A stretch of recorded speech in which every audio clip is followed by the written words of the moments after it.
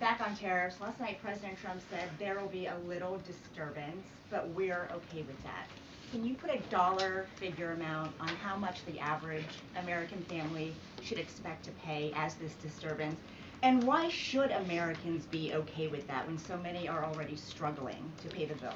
Well, first of all, last night, the president told the truth.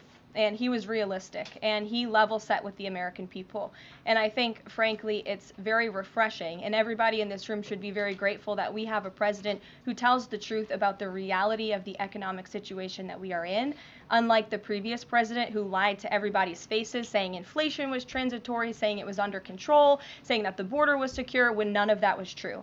So the president is being frank and honest, and the American people elected this president to have monumental reform and change, including rebuilding our manufacturing base in this country, standing up to foreign nations who have been ripping off our country for decades, and that requires a little bit of disruption. That requires a lot of effort and work that this president is focused on doing.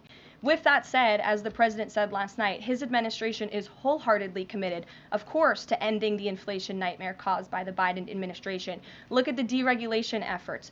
Look at the president's push last night in his speech for Congress to pass tax cuts, to end taxes on Social Security and overtime pay for hardworking Americans, end taxes on tips. We need Congress to get that done because that's going to put more money back into the pockets of the American people. And I didn't even mention energy. Look at the president's approach and focus on unleashing the might of our energy industry. We know that's the #1 driver of inflation. He's been slashing back a lot of the burdensome regulation from the previous administration to unleash our energy industry here at home, which will drive down costs. He said he is committed to making America affordable again. He did it in his first term, and Americans can trust him to do it again. President Trump